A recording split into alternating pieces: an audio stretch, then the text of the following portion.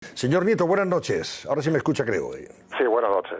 Buenas noches. En primer lugar, ¿cómo se encuentra usted de salud después de pasar el virus? Bueno, pues la verdad que estoy bastante recuperado. No estoy recuperado del todo, pero estoy muchísimo mejor y en buenas condiciones. ¿Lo pasó usted mal? ¿Fue de los infectados, contagiados que pasaron la prueba de una forma muy dura y muy difícil? Sí, tuve una neumonía bilateral y bueno, estuve mal, pero bueno, afortunadamente está en fase de solución y puedo decir que me encuentro bastante bien. Y no llegó a la UCI, ¿verdad? Afortunadamente no. Menos mal. Bueno, pues sabe que su caso ha llegado también al Senado.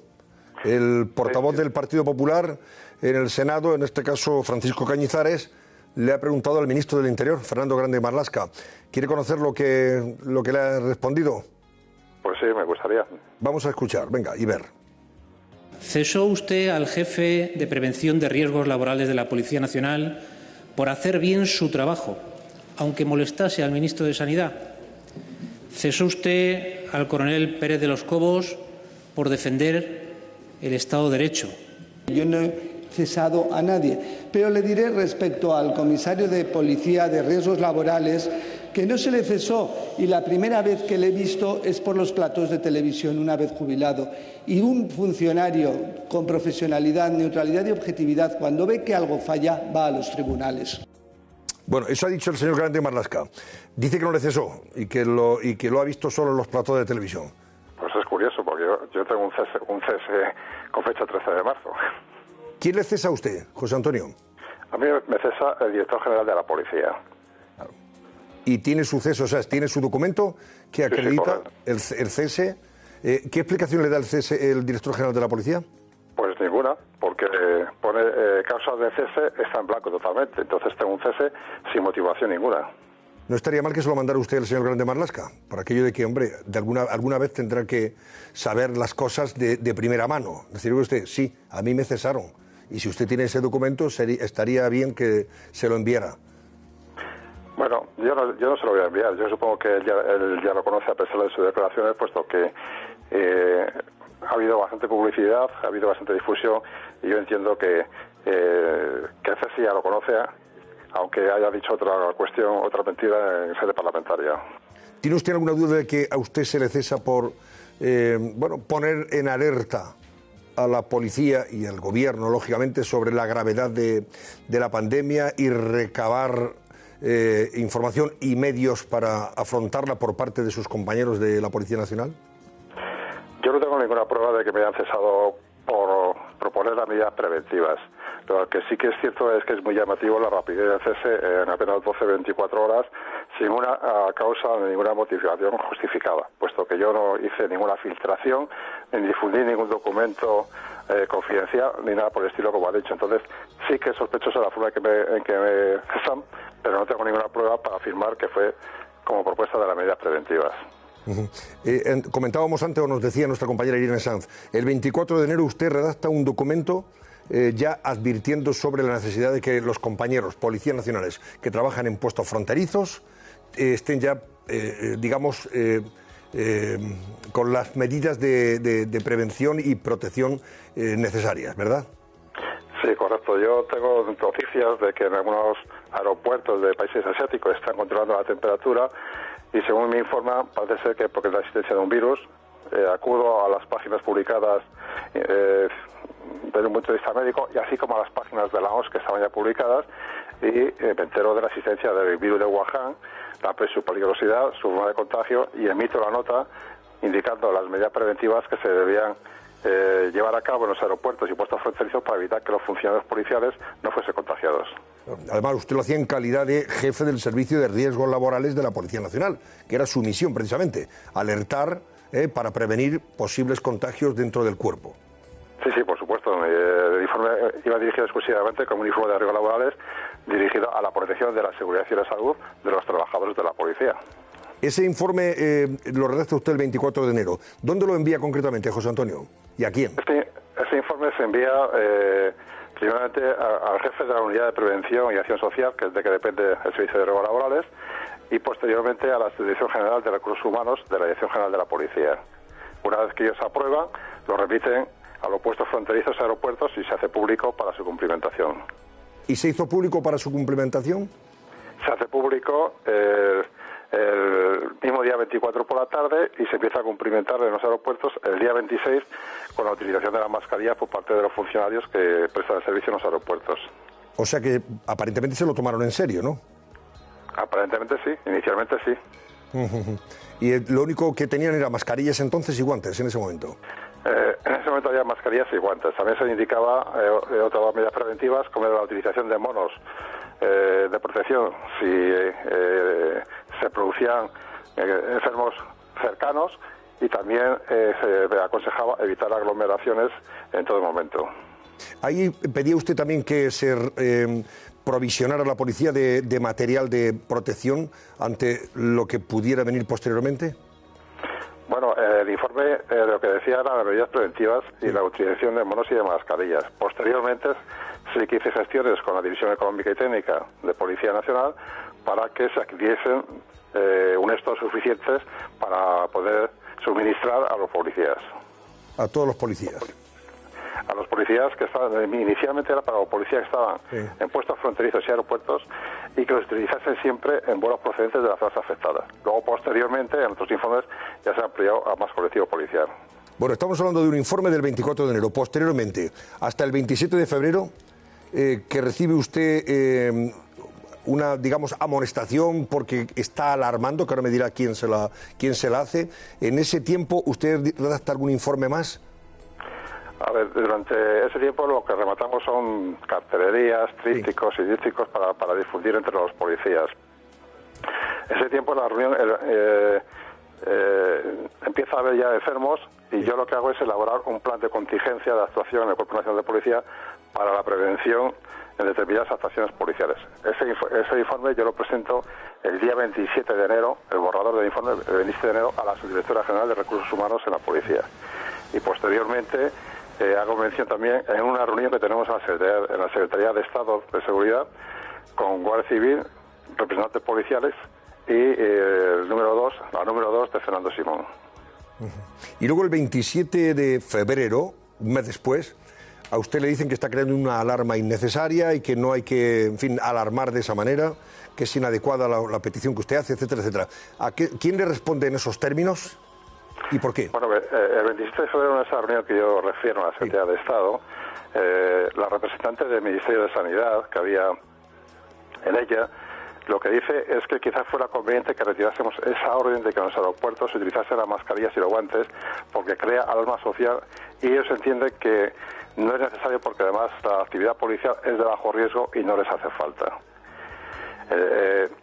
Yo entiendo y les manifiesto que no entendemos que el que se crea alarma social no es un problema desde el punto de vista de la salud laboral, que nuestra función es proteger a los policías para que no tengan posibilidad de contagio, y que además entendemos que, aunque ellos digan que la probabilidad de contagio es baja, nosotros entendemos que si se contagian, las consecuencias de dicho contagio es muy alta, porque, como luego se ha demostrado, es una enfermedad mortal, y que, por tanto, según los principios básicos de prevención, habría que adoptar medidas preventivas y dotar a los policías de las mascarillas y de los guantes para evitar que pudieran contagiarse. Todo eso lo dicen ustedes a los representantes del Ministerio de Sanidad. ¿Quién estaba? ¿Quién era la máxima autoridad en esos momentos? La única autoridad era, nos informaron que era una funcionaria, y nos dijeron la segunda de Fernando Simón, pero yo desconozco el nombre de este momento. Pero vamos, dependía de Fernando Simón, del responsable de alertas y emergencias sanitarias. Y le dijo que era, inadecuada y que se estaba creando una alarma innecesaria. A partir de ese momento. ¿Y hay qué hacen ustedes? Una vez que desde el Ministerio de Sanidad intentan restarle atención especial a la situación de la epidemia.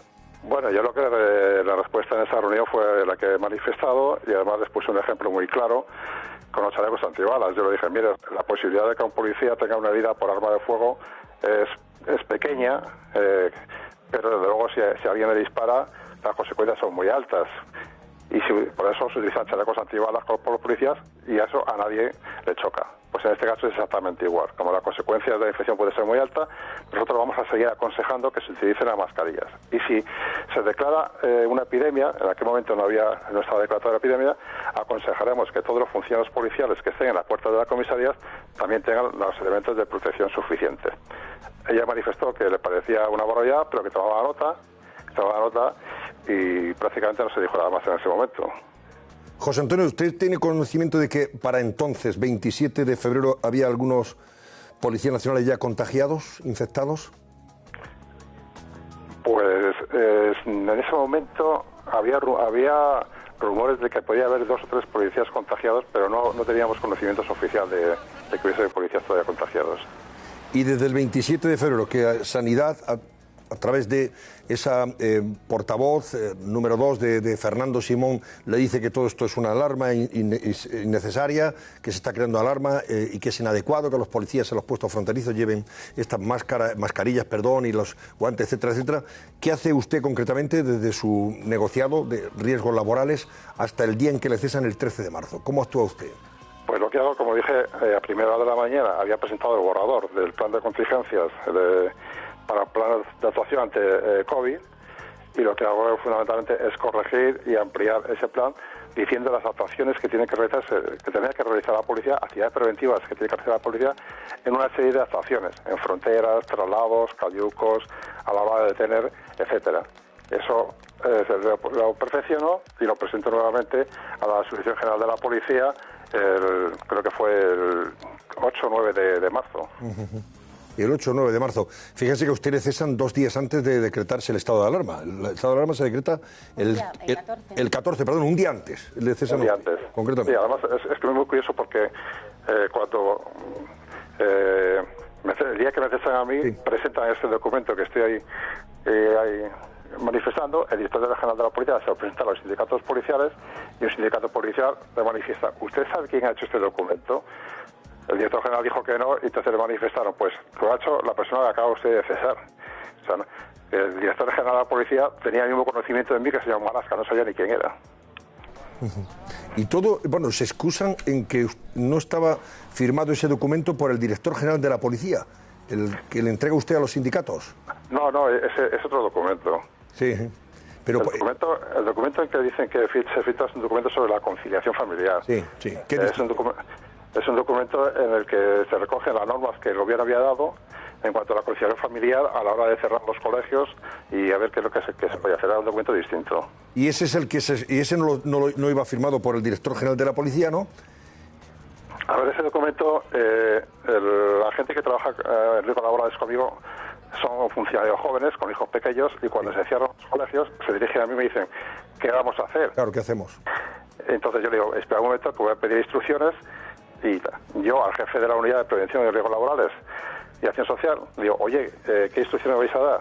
Me dice: espera un momento, y me manda por correo electrónico un documento que pone instrucciones COVID-19. Sí. Lo abro, es una resolución del director general de la policía sin pie de firma, pero que fecha del día 11 de marzo, del día anterior. Entonces yo lo digo como bueno y lo distribuyo a los técnicos de prevención exclusivamente diciendo: para vuestro conocimiento, y luego lo discutimos. Claro. Y esa fue la filtración. Es decir, el documento la remisía mi nombre y apellidos, y además llevaba la relación de los funcionarios a los que se había destinado. Estimo que eso ni es una filtración, y si la filtración se ha producido, evidentemente ha sido de las personas que me remitieron a mí ese documento, pero no por mi parte. Efectivamente, a usted se lo pasan para que usted lo ponga en conocimiento de las personas que estaban pidiéndole a usted consejo y sobre todo información al respecto. ¿Hay algo ahí que comprometiera a la policía o al gobierno en ese documento, más allá de dar instrucciones de cómo tenían que actuar? Porque los niños los tenían en el colegio, estaban en casa. No, si era un documento que alternaba la hora de trabajo, que se podía hacer teletrabajo. Era un documento que, como digo, que no era un documento confidencial, ni que comprometía para nada a la policía, ni se difundió fuera de la policía. O sea, que es una excusa, no sé, suena como a una excusa bastante débil y bastante, no sé, torpe incluso, para justificarle el cese de usted. Quiere preguntarle Carmelo Encinas y Pilar Gómez también. ¿Qué José tal, Antonio? señor Nieto? Buenas noches. Buenas noches, Carlos. ¿Qué tal? Bueno, es obvio que el tiempo le ha dado la razón a quienes, quisieron tomar medidas de protección cuando imperaba la idea de que esto no era más que una gripe. Esto nos contaron a muchos y eso lo escuchamos a muchos expertos, ¿no? Y por tanto, pues no había que alarmar a la población y no había que tomar digamos, ninguna medida que transmitiera sensación de pánico. Bueno, lo cierto es que yo lo que quisiera preguntarle es si la policía en condiciones normales no disponía, digamos, de un mínimo stock de material de protección para sus agentes en fronteras y aeropuertos. Usted, por ejemplo, no tenía, como responsable de riesgos laborales, la capacidad de imponer a sus agentes esas mascarillas o esos guantes sin tener que preguntar a nadie nada. No, los servicios de prevención de riesgos laborales, tanto de la administración como de las empresas, somos servicios de asesoramiento, no somos servicios ejecutivos, por lo tanto no podemos ordenar directamente nada. Podemos aconsejar y podemos gestionar o indicar que se compren.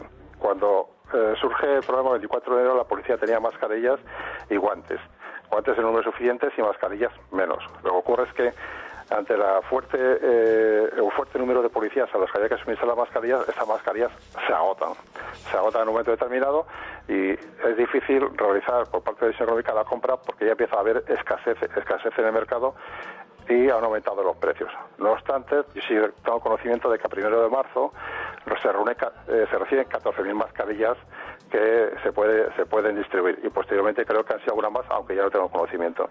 Por lo tanto, había un stock que se agota y que luego posteriormente pues se repone. Pilar Gómez. Yo quería preguntarle si usted cree que lo comentábamos aquí al principio, que lo que ocurrió con Pérez de los Cobos, que incluso se ha planteado hacer un proceso para que sea restituido, si lo que ocurrió es un caso similar al suyo, si realmente estamos viviendo por parte del Ministerio del Interior, llamémoslo una caza de brujas con gente que se ha atrevido a denunciar o a no participar en ciertas cosas, como era en su caso, el decir, bueno, pues es que yo ya tenía este plan y este plan era así. Bueno, yo creo que no hay ninguna relación entre los dos casos, aunque las personas que nos hayan cesado pues estén relacionadas entre ellos, y yo creo que ha sido una casualidad en el tiempo que puede obedecerse a circunstancias políticas, pero que realmente yo no tengo criterio como para entrar a discutir este tema. ¿En qué situación legal se encuentra usted dentro de la policía en estos momentos, José Antonio? Pues afortunadamente para mí estoy jubilado desde el pasado sábado. O sea que ya está jubilado. No va a tocar más el tema, ha expuesto su caso, lo ha informado y declarado, pero vamos, no tiene previsto emprender ninguna acción desde el punto de vista legal, ¿no? Vamos a ver, yo lo que pretendía es que la gente sepa que yo no soy penitenciario, ni que soy un sinvergüenza, ni que he filtrado ningún documento, que he sido un funcionario que he sido leal con la Constitución y un leal con las normas vigentes y que la acusación es falsa. Eso es lo que yo pretendía. Pero evidentemente, ante las palabras del ministro y evidentemente ante la ausencia de motivos en el cese, sí que vamos a pedir las explicaciones a este cese, el documento, y en función de lo que nos contesten en ese cese, pues nos plantearemos hacer actuaciones legales. Claro, además, hoy el ministro, de luego, si quería conciliar, ha hecho todo lo contrario con esas declaraciones o esas palabras en el Senado. No ha estado muy afortunado y nada diplomático. Bueno, la verdad es que si pretendía ser diplomático no lo ha sido, y si pretendía ofenderme, pues tampoco, porque no ofende quien puede, o sea, quien quiere, sino quien puede, y él no tiene poder de ofenderme en ningún momento. ¿Ha encontrado el apoyo de todos los sindicatos policiales, José Antonio? Sí, la verdad es que sí, porque yo he dicho estos días anteriores que estaba enfadado y triste, ¿no? Esa tristeza en este momento no la tengo porque todos los sindicatos policiales están a mi lado, me han apoyado, han mandado documentos en mi apoyo, pero además ha habido cientos de funcionarios policiales a los que no conozco que me han mandado correos, cartas, indicando que están contentos con mi actuación y apoyándome. Por lo tanto, yo entiendo en este momento que si bien la Dirección General de la Policía, alguien de la Dirección General de la Policía no está conmigo, pero el resto de la corporación, según me lo han manifestado, sí que están. Ahora vamos a hablar con el responsable portavoz, en este caso de Jupol, de uno de esos sindicatos, que es el mayoritario, por cierto, en la policía. José Antonio Nieto, ex jefe del Servicio de Riesgos Laborales de la Policía Nacional. Gracias por atendernos, le deseamos todo lo de mejor, sobre todo desde el punto de vista de la salud, que es lo más importante. Ha superado el virus, que es lo más importante, y que por lo menos disfrute de su jubilación y que desde el punto de vista legal pues también se aclaren hasta las últimas consecuencias ese cese suyo. Pues muchas gracias a vosotros por su interés.